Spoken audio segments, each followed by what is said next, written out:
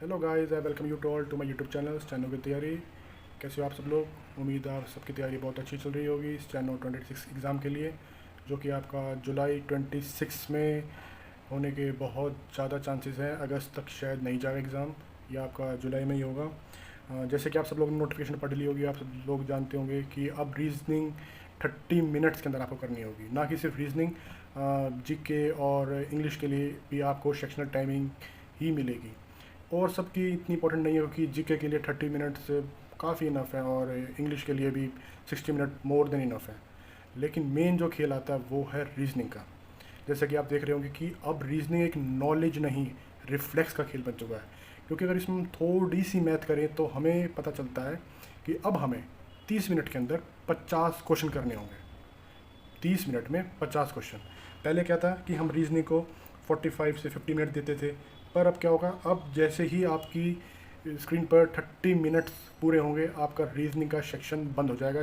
जैसे आप क्लॉक में देख रहे हो, ये टाइमर 29.59 ऐसे ही आपकी स्क्रीन पर शो होगा और आपका रीजनिंग का सेक्शन बंद हो जाएगा। अब सवाल ये नहीं है कि आपको रीजनिंग आती है या नहीं आती, सवाल ये है कि क्या आप 36 सेकंड में लॉजिक ढूंढ कर उसे सॉल्व कर सकते हैं। तो आज की वीडियो थोड़ी डिटेल होगी, क्योंकि हम सिर्फ सरफेस लेवल नहीं बल्कि इन डेप्थ स्ट्रेटजी की बात करेंगे। अगर आप सीरियस एस्पिरेंट हैं तो ये 10 मिनट आपके सिलेक्शन का रास्ता बहुत साफ कर सकते हैं। तो चलिए शुरू करते हैं। हाँ, रीजनिंग का कोई सिलेबस चेंज नहीं हुआ है, लेकिन इस बार जो चीज़ चेंज हुई है वो बस सेक्शनल टाइमिंग की है।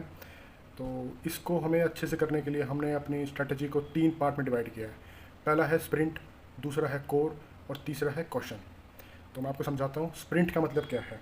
स्प्रिंट का मतलब है वो सब टॉपिक्स जो कि आप इजीली कर सकते हो 10 to 15 मिनट्स के अंदर।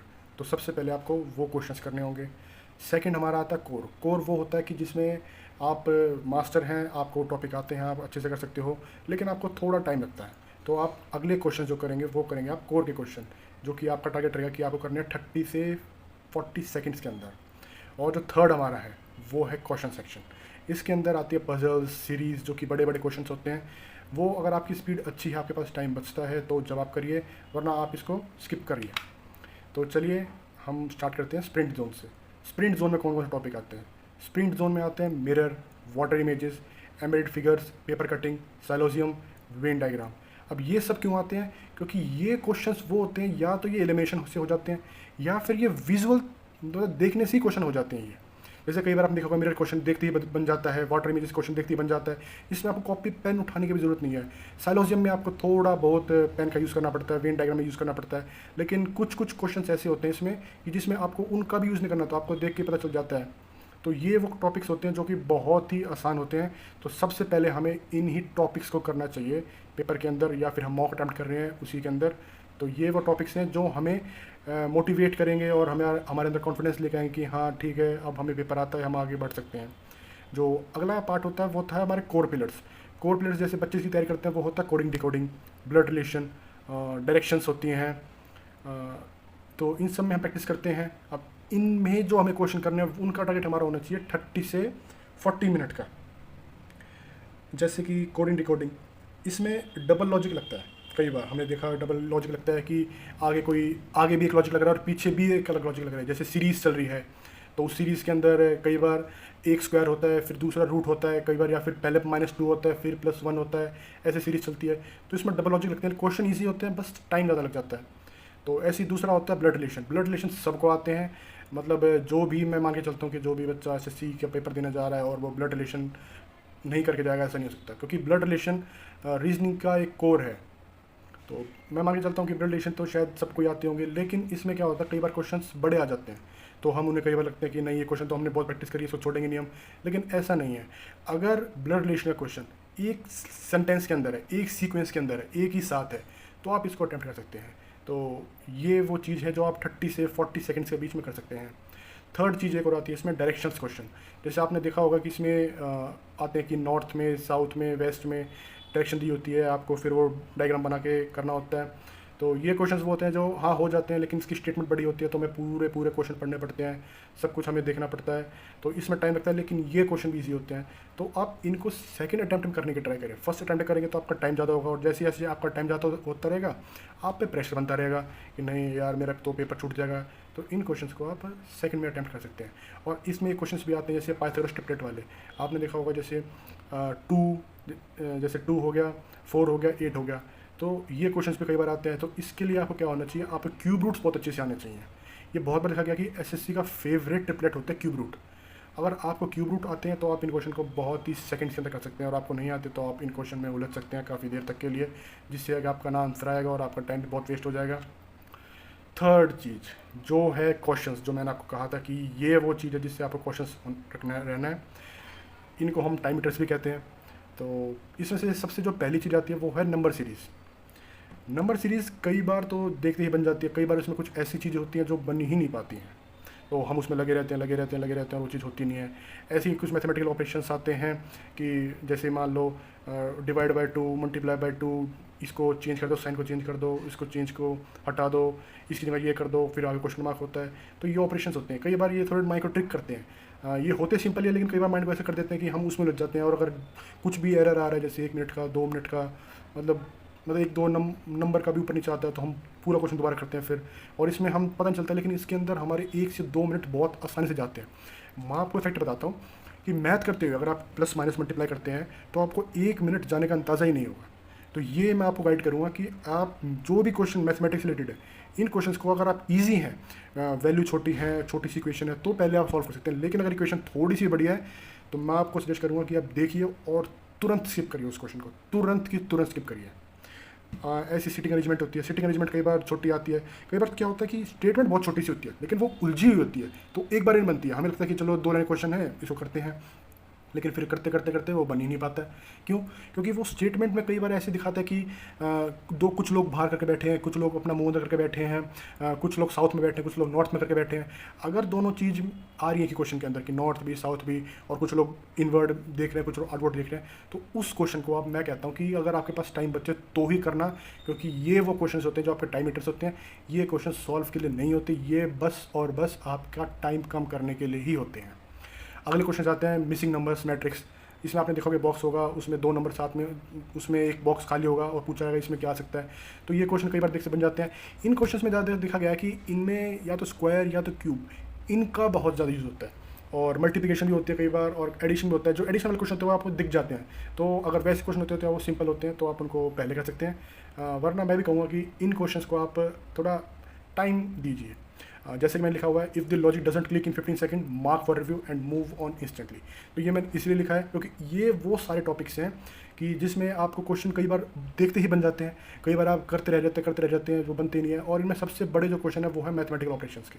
मैं आपको फिर से कहना चाहता हूँ कि मैथमेटिकल क्वेश्चंस करने में आपको 1 मिनट या 1.5 मिनट लगता है। आप खुश रहते मेरा आंसर आ गया, लेकिन 1-1.5 मिनट आपका अगर चला गया एक क्वेश्चन के अंदर, तो मान के चलिए कि आपने 2-3 क्वेश्चन का टाइम गवा दिया है। तो इन क्वेश्चंस को आप, अगर क्वेश्चन थोड़ी सी भी लेंदी हो तो इनको आप बाद के लिए रख सकते हैं।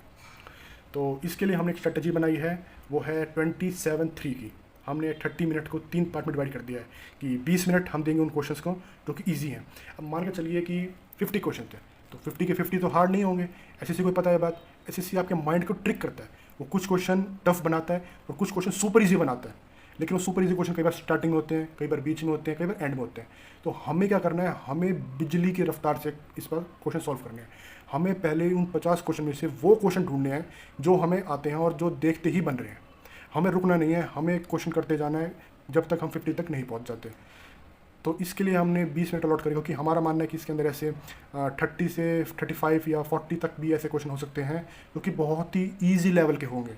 मतलब कि आपके उसके 15 मिनट 20 सेकंड, मतलब 15 सेकंड 20 सेकंड इतना लग सकता है। तो आप इन क्वेश्चन को ढूंढे करिए। कोई भी क्वेश्चन को आपको ईगो पर नहीं लेना कि ये टॉपिक तो मैंने बहुत किया। जैसे हम, वो मैंने बताया ब्लड रिलेशन का टॉपिक, कि ब्लड रिलेशन तो हमें लगता है यार ये तो हो ही जाएगा, ये तो, जैसे स्पेशली जो बच्चे रूरल एरिया से आते हैं उनको लगता है यार ये तो बहुत ईजी है, ब्लड रिलेशन तो हमें आता है। लेकिन ऐसा नहीं करना है, ऐसा नहीं करना है। ये टॉपिक इमोशनल का नहीं है, ये टॉपिक है आपके रिफ्लेक्स का, कि आप कितनी तेज़ी से वो चीज़ कर रहे हो। रीजनिंग का मतलब ही रिफ्लेक्स होता है एक तरह से। और अब एसएससी वो और अच्छी देखना चाहता है जब उसने 30 मिनट का सेक्शनल टाइम लगा दिया है।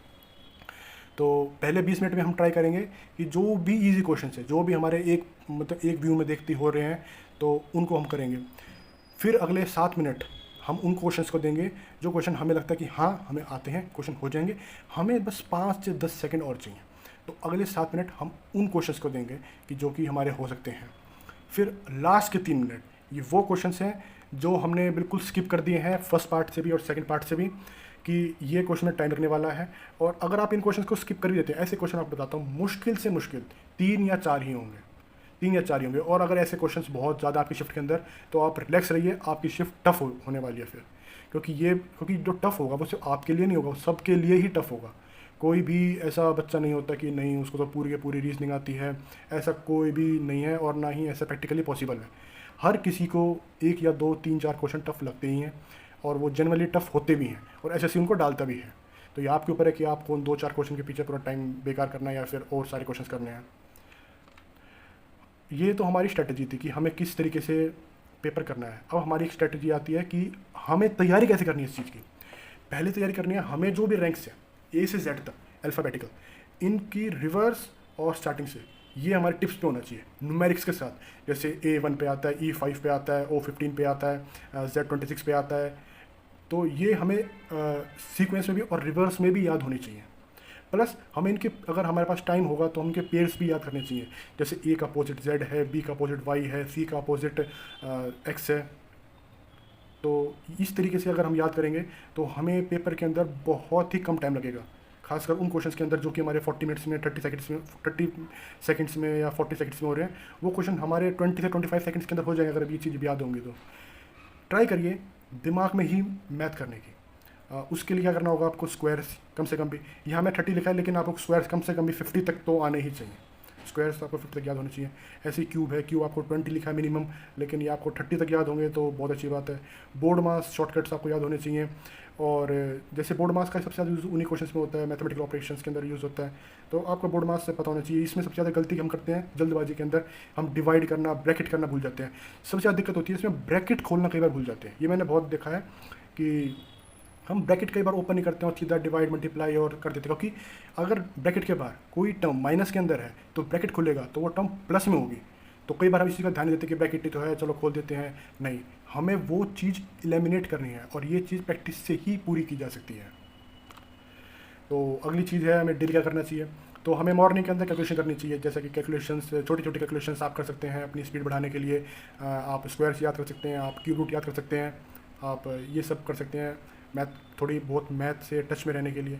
फिर आपको थोड़ा बहुत टाइम मिले 1 घंटे का दिन में, तो आप उसमें मॉक दीजिए, कम से कम भी 2 मॉक दीजिए। प्रीवियस ईयर्स के दीजिए, जो करंट में है टेक्स्ट बुक के आप उसके दे सकते हैं, या फिर आप जो भी वेब टेस्ट सीरीज़ आप देख रहे हैं आप उसका टेस्ट दे सकते हैं। फिर आपको क्या करना है, उन टेस्ट को एनालाइज करना है। आपको देखना है फिर मेरे जो वीक टॉपिक्स हैं वो कौन से हैं। वीक टॉपिक का मतलब ये नहीं कि आपका आंसर आ रहा है, वीक टॉपिक वो जिसमें आपको मोर देन 1 मिनट लग रहे हैं।